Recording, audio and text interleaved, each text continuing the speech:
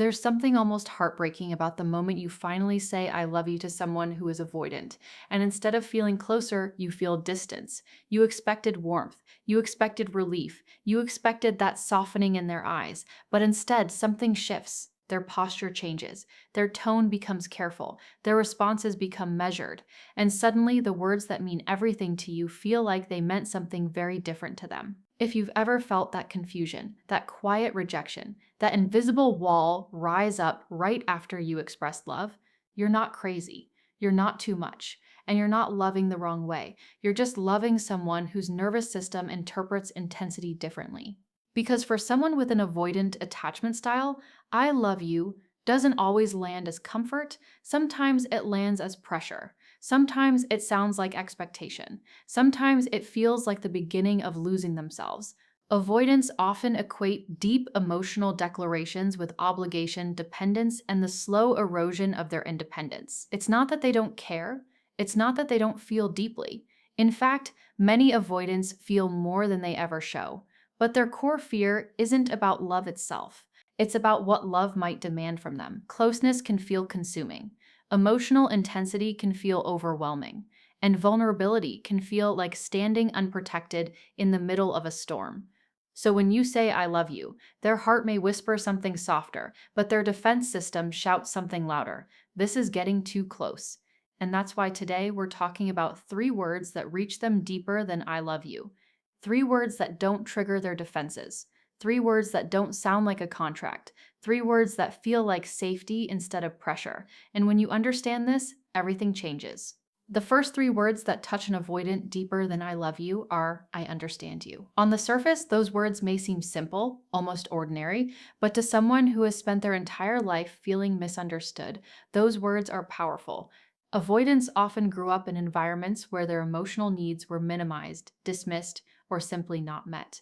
They learned early that relying on others was risky, that expressing too much could lead to rejection, that vulnerability might not be handled gently. So they adapted. They became self-sufficient. They became composed.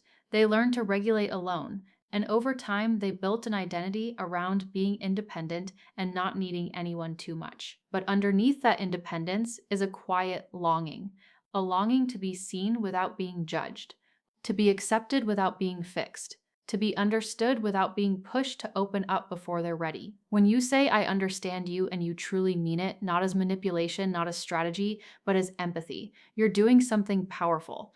You're telling their nervous system that they don't have to defend themselves. You're telling them that their coping style makes sense in the context of their history. You're telling them that you're not here to criticize their distance or shame their need for space. You're here to see them. And for an avoidant, being understood is far more intimate than being loved, because love can feel conditional. Love can feel like it comes with expectations, but understanding feels accepting. Understanding feels calm. Understanding feels safe. When they feel understood, they don't feel cornered. They don't feel pressured to perform emotionally. They don't feel like they have to change immediately. They feel met where they are. And that's when something softens inside them. They may not say it, they may not suddenly become expressive, but they will remember how you made them feel in that moment. They will replay it quietly, and a part of them will start associating you with emotional safety instead of emotional demand.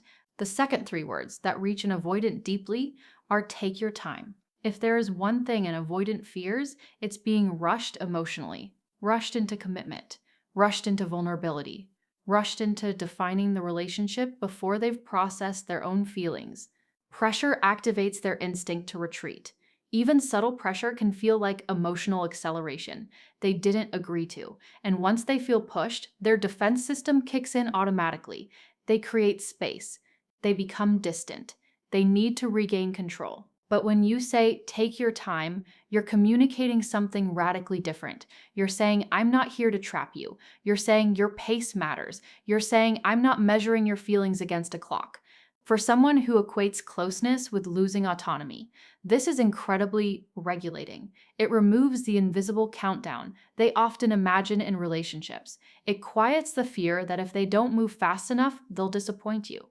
And here's the deeper psychology. Avoidants often process emotions more slowly, not because they don't feel them, but because they've trained themselves to suppress or intellectualize their feelings first. They need time to identify what they're experiencing, time to decide whether it's safe to lean in, time to reconcile their desire for connection with their fear of engulfment. When you give them that time willingly, without resentment, without passive aggression, without emotional punishment, something powerful happens. They don't feel chased. And when they don't feel chased, they don't feel the urge to run. In fact, paradoxically, the more freedom they feel, the more they begin to choose closeness on their own terms. Take your time feels like freedom, and freedom is the doorway to their heart. Because when love feels voluntary, instead of demanded, it becomes something they can step into without fear. The third three words that can touch an avoidant deeper than I love you are you are safe. Not necessarily said exactly like that every time, but communicated clearly and consistently. Safety is everything to an avoidant nervous system. Emotional safety, psychological safety. The safety of knowing that conflict won't explode into chaos. The safety of knowing that vulnerability won't be used against them later. The safety of knowing that space won't lead to abandonment. Many avoidants developed their coping style because emotional closeness once felt unpredictable or overwhelming. Maybe affection was inconsistent. Maybe emotions were intense and volatile. Maybe independence was the only reliable strategy. So now, as adults, they equate distance with stability. They equate self-reliance with protection. When you show them that closeness can be calm instead of chaotic, you challenge their core belief in the gentlest way possible. Saying you are safe through your actions by not overreacting, by not shaming, by not escalating, slowly rewires their expectations of intimacy. They begin to notice that being close to you doesn't cost them their peace. They begin to feel that their boundaries will be respected. They begin to trust that disagreements won't automatically lead to emotional overwhelm. And when safety replaces fear, something shifts. They start initiating more. They share slightly more. They linger a little longer. It won't be dramatic. It won't look like a movie confession scene. It will be subtle, but it will be real. Because for an avoidant, love is not proven by intensity. It's proven by stability. And when they feel safe, they don't just tolerate closeness. They slowly start to want it. Now here's the part that most people misunderstand. These three phrases, I understand you, take your time, and you are safe, are not tactics. They are not tricks to bypass someone's defenses. If used manipulatively, an avoidant will sense it immediately. Their awareness of emotional pressure is highly tuned. This only works when it's genuine, when you truly respect their pace, when you genuinely seek to understand instead of control, when you authentically create safety rather than temporarily performing it. Because avoidants are not heartless. They are protective. They are not incapable of love. They are cautious with it. And when they finally feel understood, unhurried, and safe, their love can be incredibly steady. It may not be loud. It may not be dramatic, but it is loyal. It is intentional. It is chosen. And here's the emotional truth you need to hear. You cannot force an avoidant to open, but you can create an environment where opening feels less terrifying. And sometimes those three simple phrases will reach them in a way I love you never could. Because while I love you speaks to emotion, these three phrases speak directly to fear. And when you soothe fear, love has room to grow. So if you've ever felt invisible after expressing your heart, remember this. Connection with an avoidant isn't about louder declarations. It's about quieter reassurances. It's about showing them they can be fully themselves without losing autonomy. It's about proving that closeness doesn't equal control. And when they finally believe that, you won't have to chase them. They'll step closer on their own. And when they start stepping closer on their own, it doesn't look the way most people expect. It won't be dramatic. There won't be grand declarations or sudden emotional outbursts. Instead, it will feel almost quiet, subtle. You might notice they stay on the phone a few minutes longer than usual. They reply a little faster. They ask a small question about your day that they wouldn't have asked before. To someone unfamiliar with avoidant behavior, these moments might seem insignificant, but to someone who understands them, these are huge emotional steps, because every small act of closeness requires them to override a deeply ingrained instinct to pull away. Avoidants are not cold, they are cautious. They measure emotional steps the way someone recovering from an injury tests their weight on a healing leg, slowly, carefully, and always ready to retreat if something feels unstable. When you give them understanding, time, and safety, they begin to test the emotional ground around you. They start to notice that being near you doesn't drain them, that conversations with you don't end in pressure or guilt, that their boundaries are respected instead of challenged. And once they realize this, they begin to associate you with peace instead of emotional demand. That is the moment when their walls don't crash down, but quietly unlock. But here's something most people never see. Avoidants remember emotional safety more than emotional intensity. You might think the big moments matter most, the confessions, the passionate talks, the emotional nights. But for an avoidant, the most powerful memories are often the calm ones. The moment you didn't pressure them when they needed space. The moment you listened without trying to fix them. The moment you stayed steady when they expected drama. Those moments become emotional anchors in their mind. They replay them privately. They think about them when they're alone. And slowly, those memories start reshaping how they see you. Instead of seeing you as someone who demands closeness, they begin to see you as someone who respects it. And that difference is everything, because avoidants are constantly scanning for signs that a relationship will become overwhelming. They're looking for pressure, for expectations, for emotional intensity that feels like too much, too fast. But when they don't find those signals with you, something changes. Their guard softens, their tone becomes warmer, their presence becomes more consistent. And you may never hear them say, "Those 3 words meant everything to me," but you'll feel it in the way they start showing up. At the same time, there is an internal conflict happening inside them that you may never fully see. Part of them wants connection, wants closeness, wants someone to share life with, but another part of them fears losing control, fears being consumed, fears the emotional chaos they've associated with intimacy in the past. So when they hear words like, "I understand you," "take your time," and "you are safe," those words don't just sound comforting. They create a psychological shift.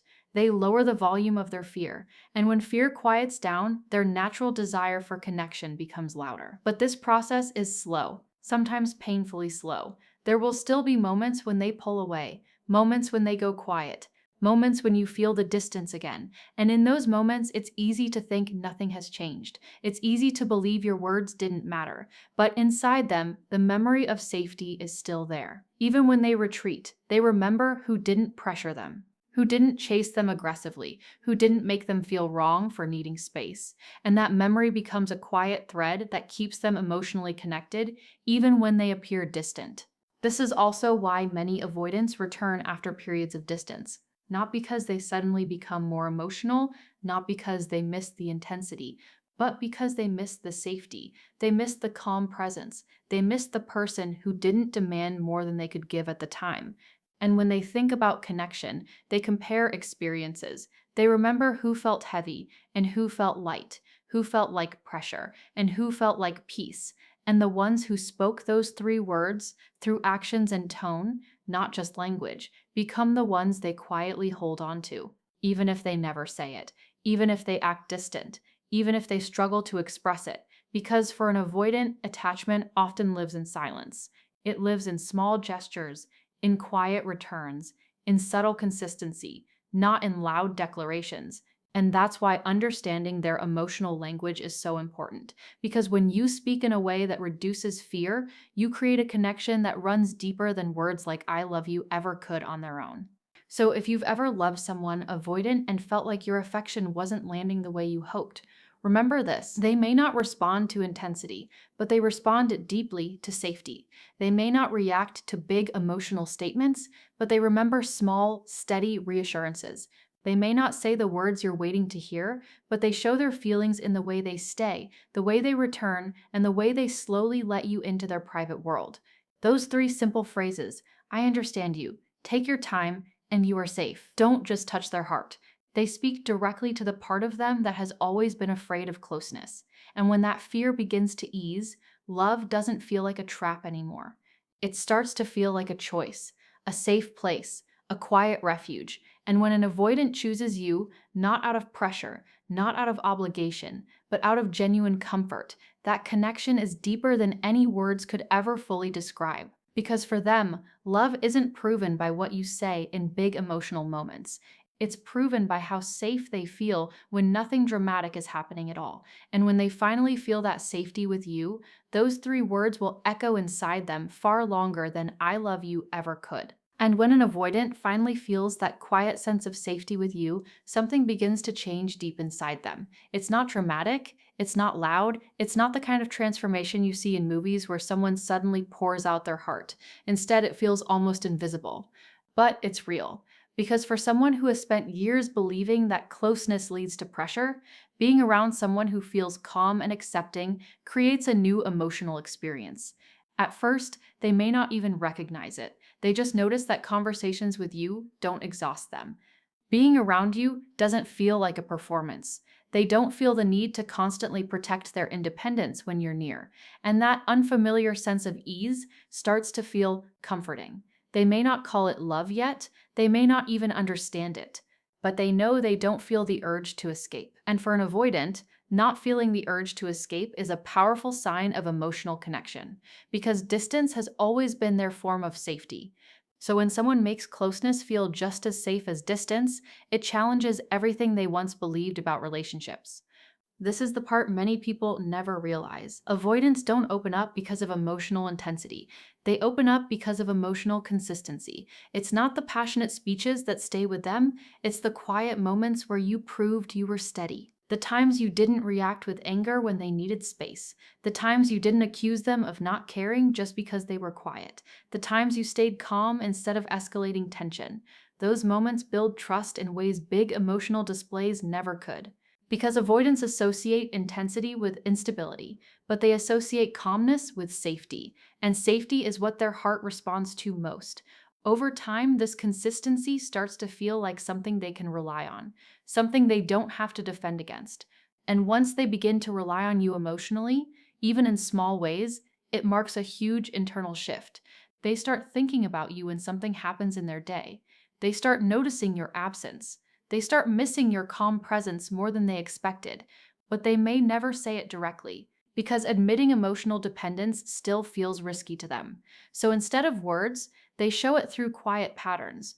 You might notice that they check in more often, that they linger in conversations, that they stay present instead of disappearing at the first sign of emotional depth. These are not random changes. These are signs that your presence feels safe to them.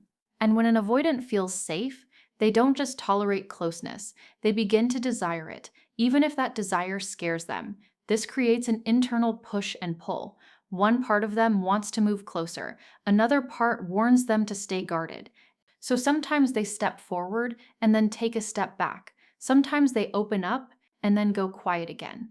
And if you don't understand avoidant psychology, this can feel confusing or even painful. It can feel like mixed signals, like inconsistency, like they don't know what they want. But inside them, there is a real struggle happening, a struggle between fear and connection. And every time they return after pulling away, it's often because they remember how safe they felt with you. They remember those three simple reassurances. And that memory draws them back, even if they can't fully explain why. But there is an important truth that needs to be said here. Loving an avoidant doesn't mean abandoning your own emotional needs. Understanding their fears doesn't mean silencing your feelings, and creating safety for them doesn't mean tolerating emotional neglect, because healthy connection is not one-sided. Those three phrases work best when they come from a place of emotional balance, not sacrifice. When you genuinely understand them, but also expect understanding in return. When you give them time, but don't put your life on hold. When you create safety, but also need to feel safe yourself. Avoidants don't thrive in relationships where one person overextends and the other withdraws. That dynamic eventually creates resentment and emotional exhaustion. What they actually need is a partner who is steady, self-respecting, and emotionally grounded. Someone who offers understanding without losing themselves. Because when you carry that kind of quiet confidence, it feels different to them. It doesn't feel like pressure. It doesn't feel like desperation. It feels like stability. And stability is incredibly attractive to an avoidant nervous system. So when you look back at everything we've talked about, those three phrases are more than just words. I understand you tells them they don't have to defend their nature. Take your time tells them they won't be rushed into emotional territory they're not ready for. You are safe tells them closeness doesn't have to cost them their peace. And together, those words form something powerful, emotional freedom inside connection. And that is what every avoidant secretly hopes to find, not someone who demands love, not someone who overwhelms them with intensity, but someone who makes closeness feel calm, natural, and voluntary. Because when love feels like a choice instead of an obligation, an avoidant doesn't feel trapped. They feel curious. They feel drawn in. And slowly, quietly, they start choosing you back, not through dramatic declarations, but through presence, through consistency, through the small, steady ways they let you into their world. And when that happens, you realize something important. With an avoidant, the deepest connections are not built on the loudest words. They're built on the safest feelings. And sometimes 3 simple words can touch them deeper than I love you ever could. And when they begin choosing you back in those small, steady ways, something shifts in you too. You stop looking for fireworks and start noticing warmth. You stop measuring love by volume and start measuring it by presence. Because loving an avoidant teaches you a different emotional language. It teaches you to pay attention to subtleties, the way they sit a little closer than before, the way they open up about something small but personal, the way they stay during a difficult conversation instead of shutting down completely. These moments may seem ordinary to someone else, but to you, they feel meaningful because you know how much courage it takes for them to lean in instead of away. And what makes it even more powerful is this: when an avoidant chooses closeness after feeling safe, it's intentional. It's not impulsive. It's not driven by emotional highs. It's measured, thoughtful, conscious. And that kind of love, though quiet, carries depth, it carries weight, it carries commitment beneath the surface. But let's go even deeper into what happens inside them emotionally. Avoidants are often misunderstood as people who don't need anyone. The truth is far more complex. They learned to need themselves because it felt safer. They learned to minimize their emotional dependence because at some point, depending on someone felt unreliable, so they built a system of self-protection. Independence became their shield, distance became their regulator, and emotional control became their survival tool. When you enter their life and speak words that remove pressure instead of adding it, you gently challenge that entire system. You show them that connection doesn't automatically mean chaos, that closeness doesn't automatically mean losing control, and this creates cognitive dissonance inside them. Their old belief says closeness is dangerous, but their experience with you says this feels calm. And when experience contradicts belief, the belief slowly starts to weaken. That process takes time.